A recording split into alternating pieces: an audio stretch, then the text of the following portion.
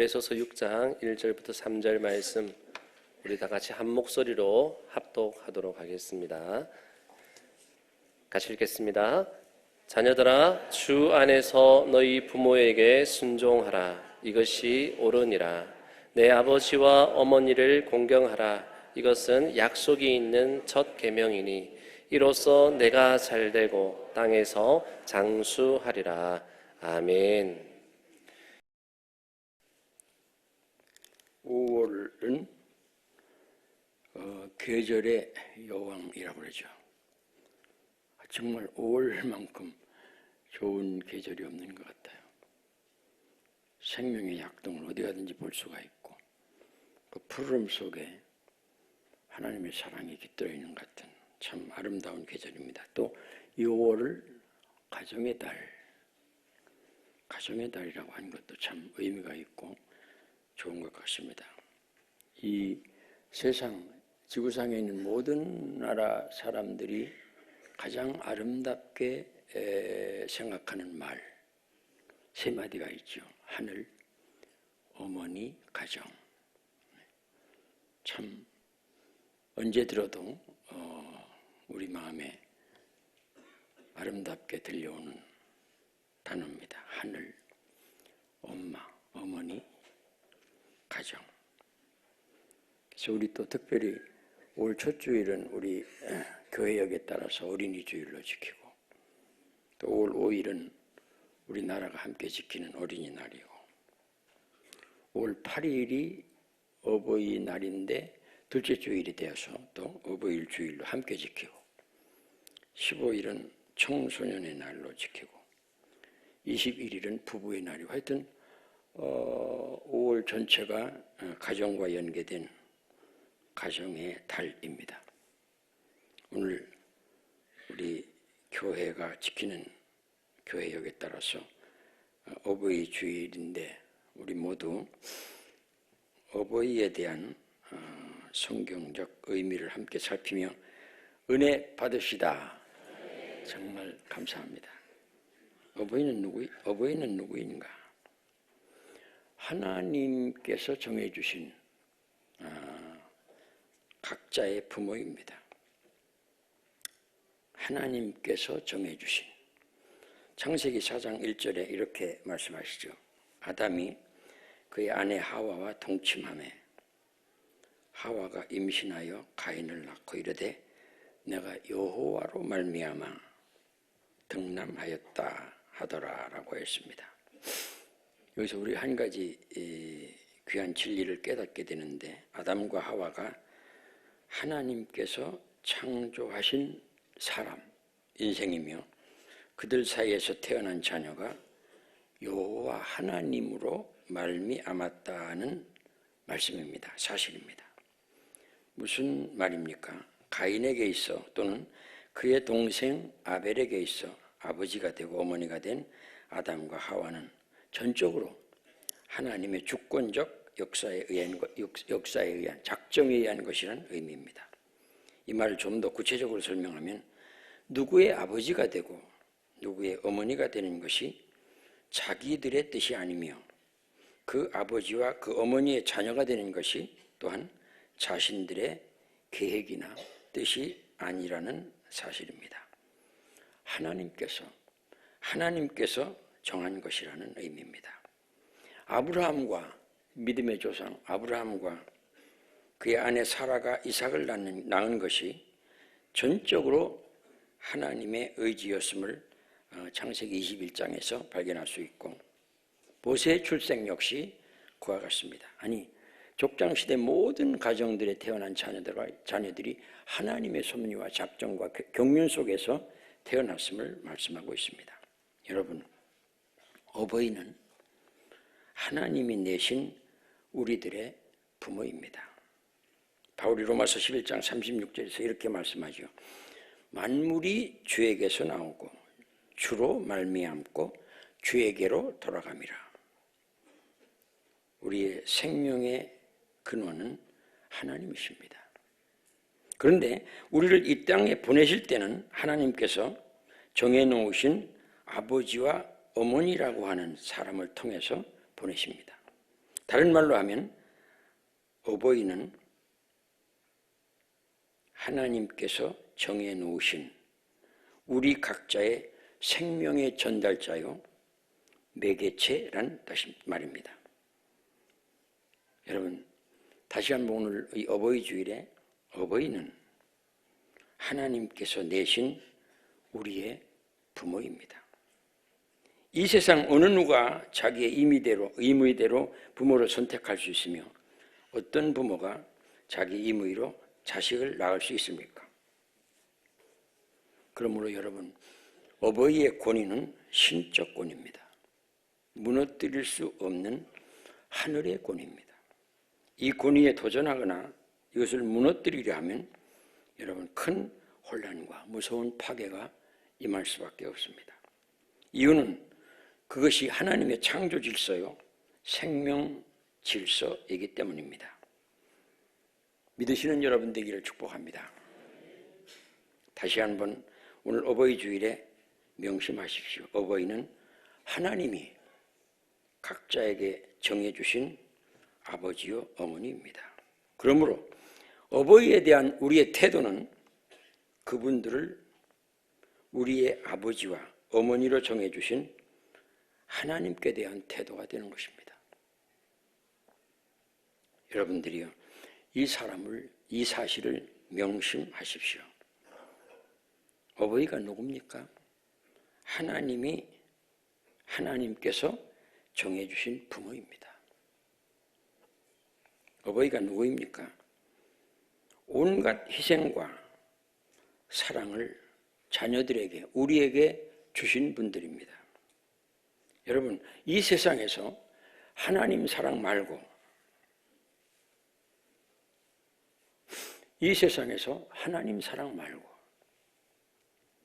부모 사랑보다 더 큰 사랑이 있을 수 있습니까? 예적으로 그렇게 표현되는 그런 사랑도 있을 수 있을지 모르죠. 그러나 부모 사랑은 하나님이 우리에게 넣으신 본능 같은 하나님의 작정 속에서 나온 참으로 애틋한 사랑입니다. 이런 노래 있죠. 높고 높은 하늘이라 말들 하지만 나는 높은 게 또 하나 있지. 낳으시고 기르시는 어머님 사랑, 푸른 하늘 그보다도 높은 것 같아. 여러분, 어머니의 해산의 수고를 아십니까? 아버지의 양육의 노고를 기억하십니까? 설명할 수 없습니다. 옛말에 이런 말이 있어요.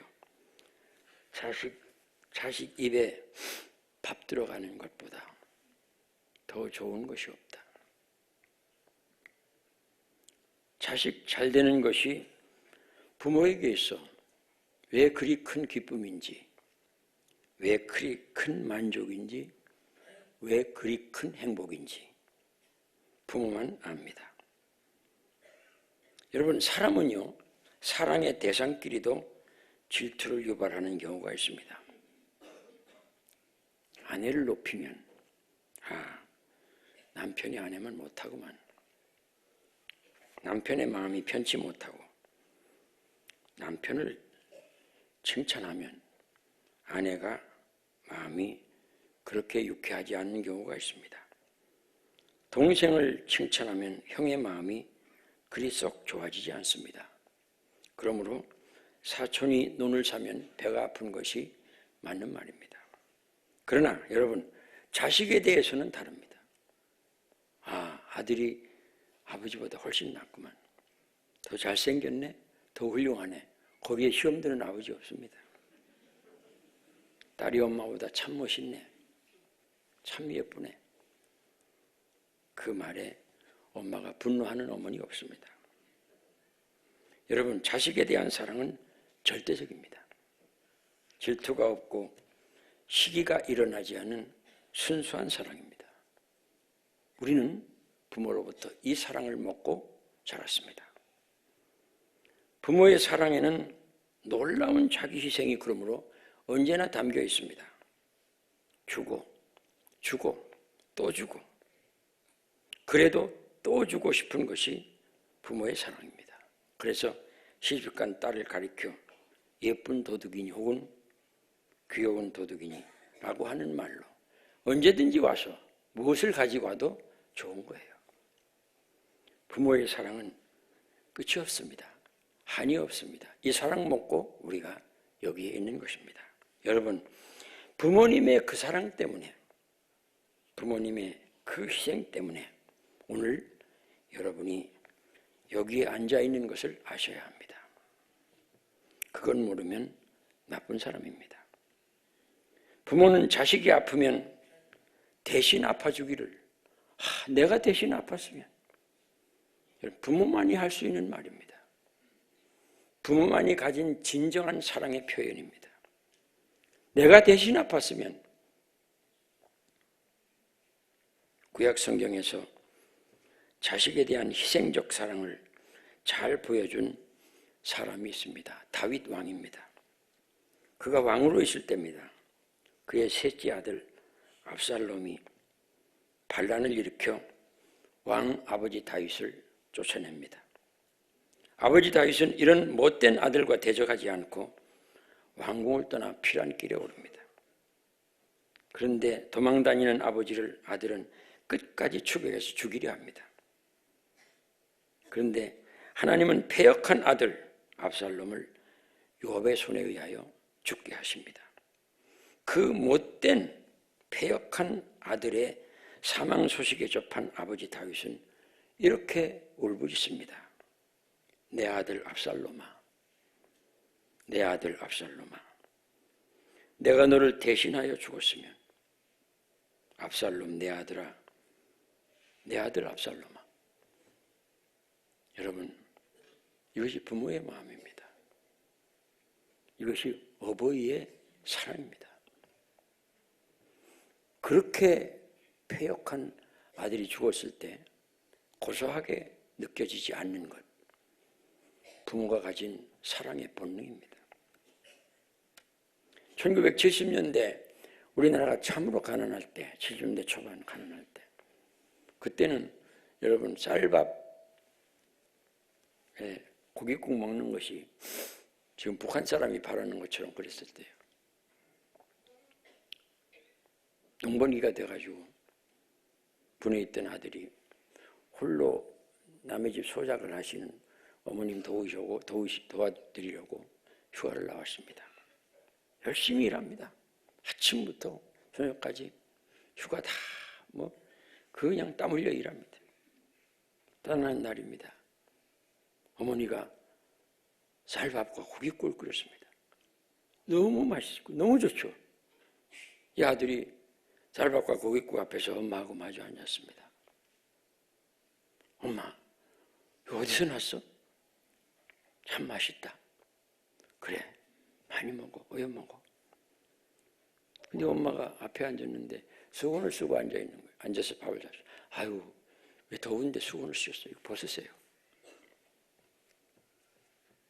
아들이 깜짝 놀랐습니다.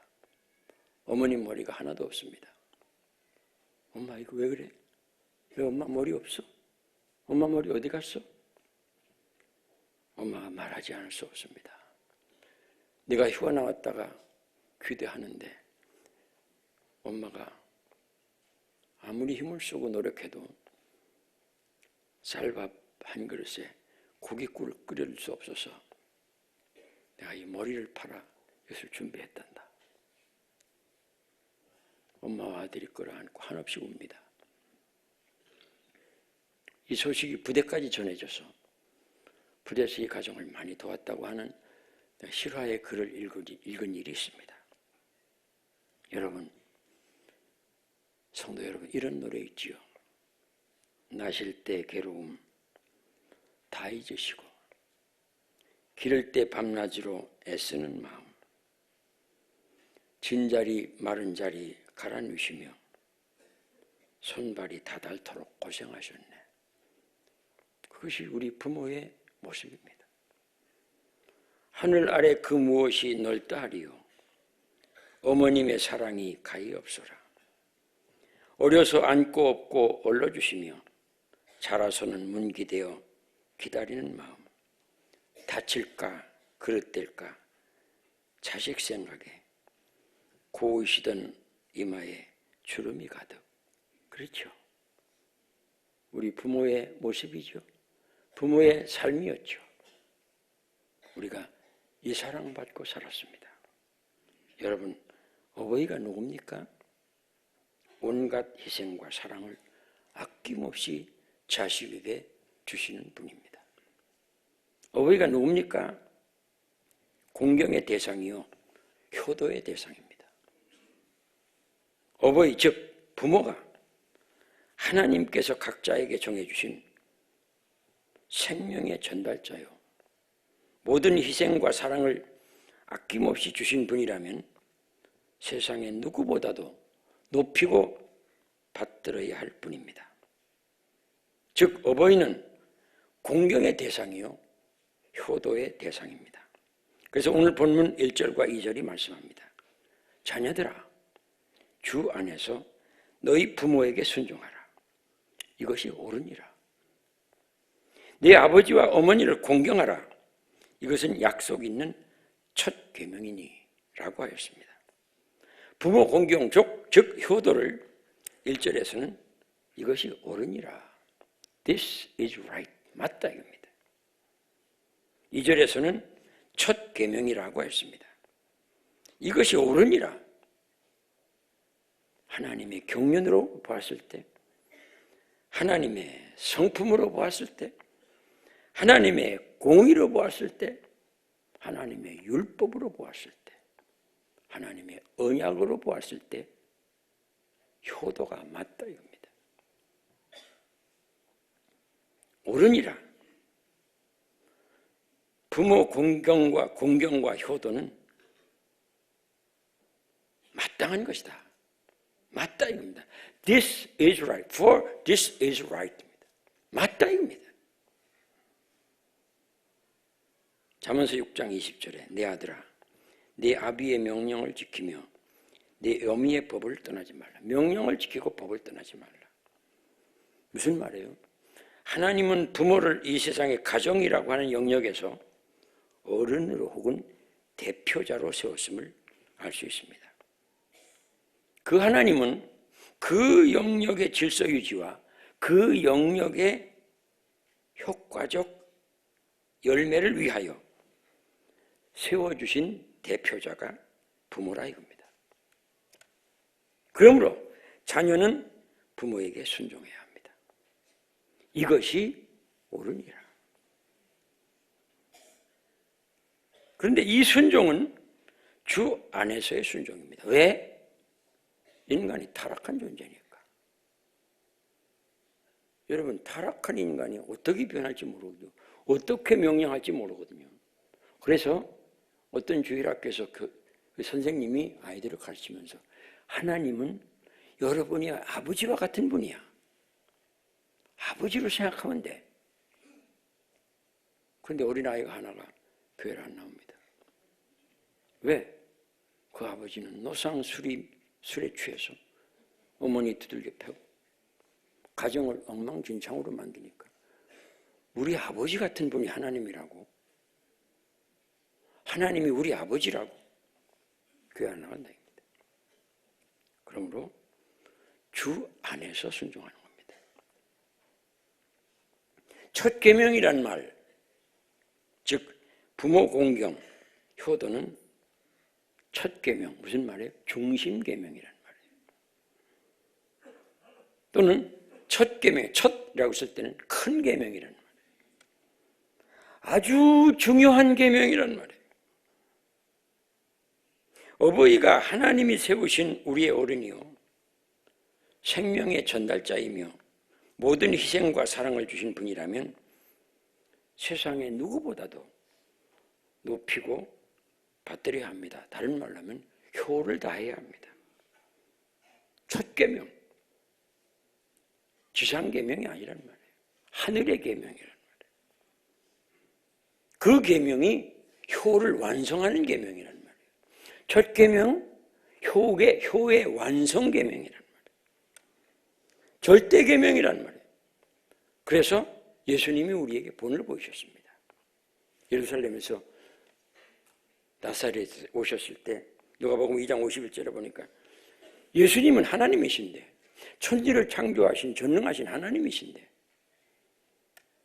구세주신데,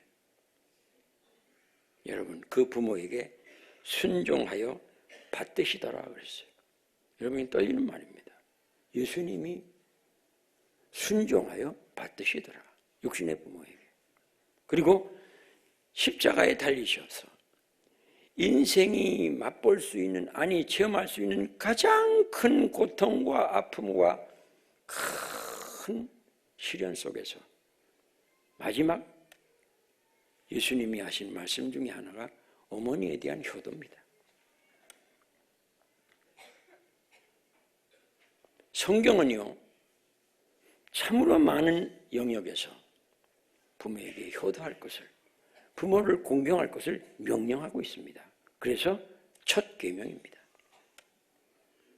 제가 어떤 신문을 읽는데 어떤 분이 매월 10일을 이발하는 날로 정했다고 그래요. 근데 이분이 그 정해놓은 매월 10일 이발하는 날에는 그 어떤 일도 방해를 받지 않습니다. 집안에 별일이 대생기고 뭐 무슨 일이 생겨도 이발합니다. 그러니까 친구들이라든지 그 주변에 있는 사람들이 어떤 그날에 다른 일을 한다든지 뭐 하려고 해도 안 되는 거 이발해야 된다. 그 친구가 묻습니다. 아니 자네는 그 어제 해도 되고 내일 해도 되고 조금 뭐 해도 되는데 왜 하필 10일날 정해놓고 그렇게 철저히 지키는가? 그분이 대답합니다. 우리 인생을 살면서 절대로 변개할 수 없는 하나의 원칙을 정하고 살아야 된다입니다. 그것이 이발이라 이겁니다.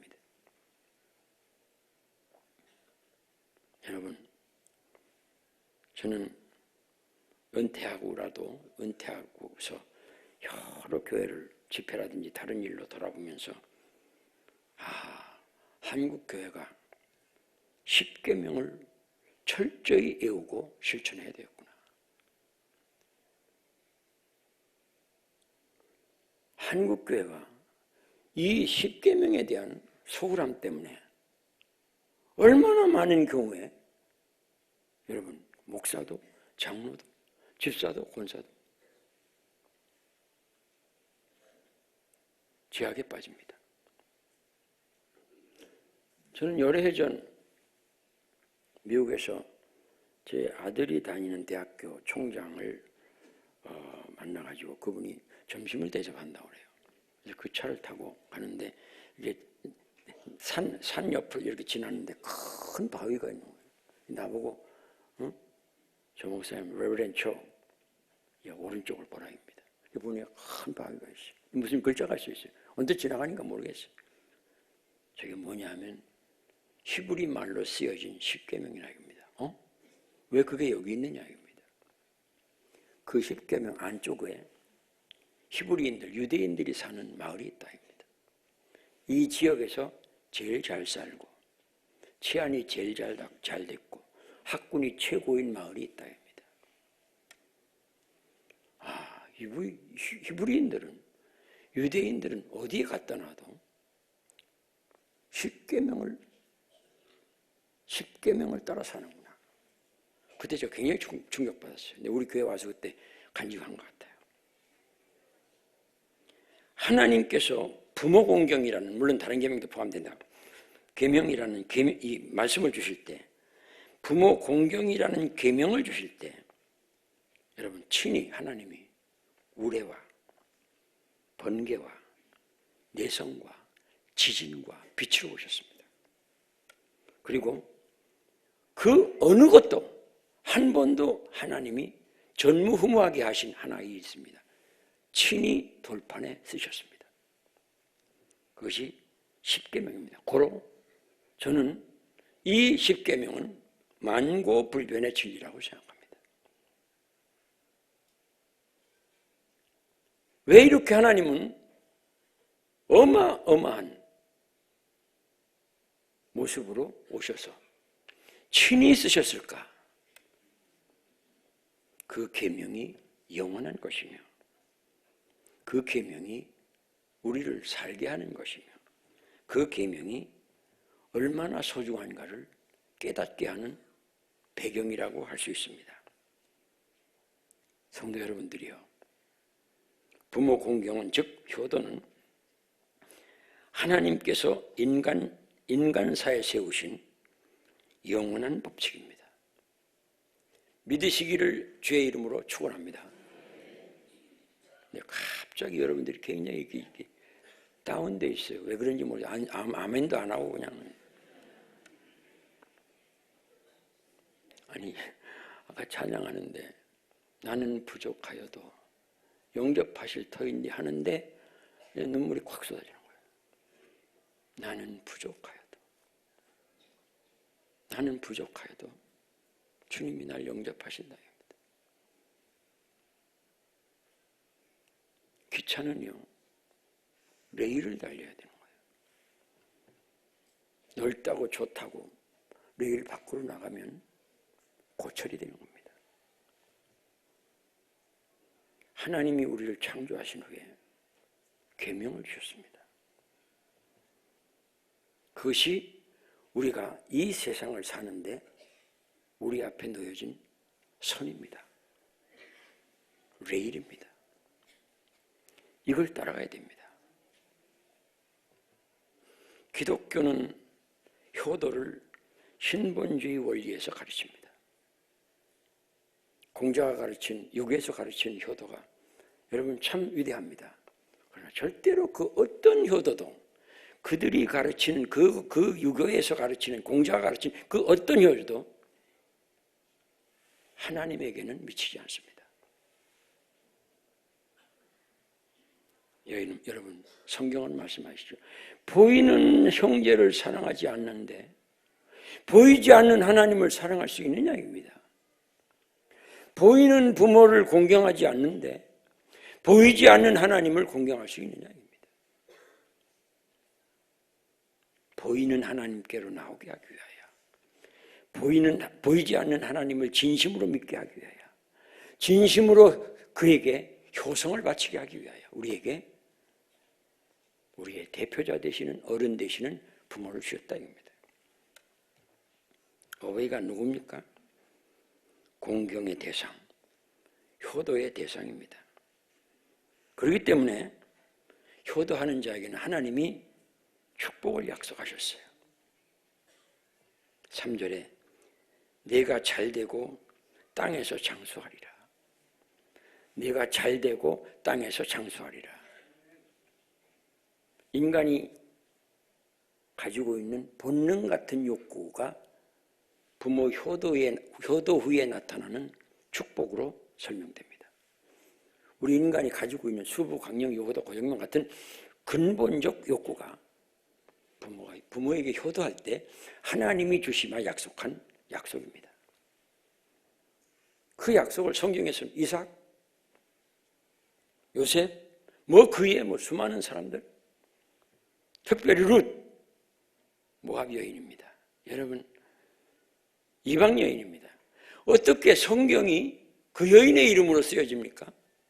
그것은 너무너무 감격적인 일이요, 신비로운 사건입니다. 이방 여인 룻, 왜?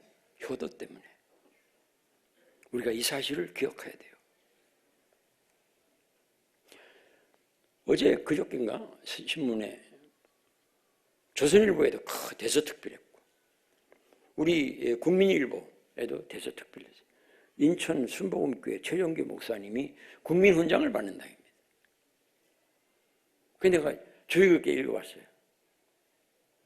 야, 기독교 목사가 국민훈장을 받는데 그 이유가 뭐냐? 효 때문에 받는다. 지난 20년 동안 효운동을 하고 효대학을 만들고 전국에 효운동을 펼치고 1년에 한 번씩 1000명 이상이나 되는 노인들을 초청해서 아주 극진한 대접을 하는 국가에 알려진, 그래서 마침내 국민훈장을 받아요. 근데 그분이 그 인터뷰하는 중에 이런 말을 했어요. 내가 효운동을 하게 된 배경은 삼풍백화점이 무너져서 500여 명이 죽었을 때 마지막에 이제 생명이 살아난 사람, 마지막에 구조된 3사람, 여자 1분, 남자 2분인가 그래요. 근데 하나같이 그 3사람들이 아주 효자였답니다. 그 사실을 보고 야, 효자에게 왜 이런 것이 임하는가를 연구했답니다. 그리고 효운동을 전개한 거예요. 성도 여러분, 잠언서 23장 25절에 네 부모를 즐겁게 하며 너 낳은 어미를 기쁘게 하라. 네 부모를 즐겁게 하며 너 낳은 어미를 기쁘게 하라. 어떻게? 첫째는 여러분, 부모를 부모로 인정해야 되는 겁니다. 요즘에는 부모를 인정 안 합니다. 세대 차이, 학력 차이, 인정 잘 안 합니다. 오늘 이 말 잘 들으세요. 어떻게 부모를 즐겁게 하고 어머니를 기쁘게 할 수 있습니까? 형제 우애를 해야 됩니다. 바울도 얘기했죠. 형제를 사랑하여 서로 위로하고 서로 우애하고 존경하기를 서로 먼지하며 형제 우애. 로마서에서 강력하게 바울이 설파한 설교입니다. 형제가 화목하지 않을 때 그것은 부모에 대한 참으로 큰 불효입니다.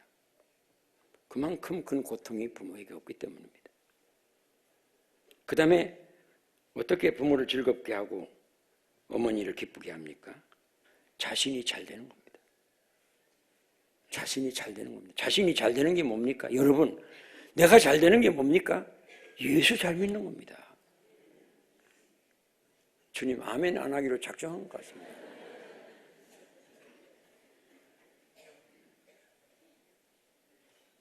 오늘 어버이 주일입니다. 어버이날입니다. 오늘부터 지금부터 부모를 즐겁게 하도록 어머니를 기쁘게 하도록 성경이 첫 계명으로 명령하신 이 효를 실천해야 됩니다. 저는 이 설교를 준비하면서 너무너무 안타깝게 생각한 것. 나는 목회하면서도 내가 다시 목회를 해도 그렇게는 못할 거야 라고 했지만 내가 후회스러운 것. 우리 아버지가 몇 년 전에 97세에 돌아가셨는데 좀 더 잘할 것. 그것이 제 해안으로 남습니다.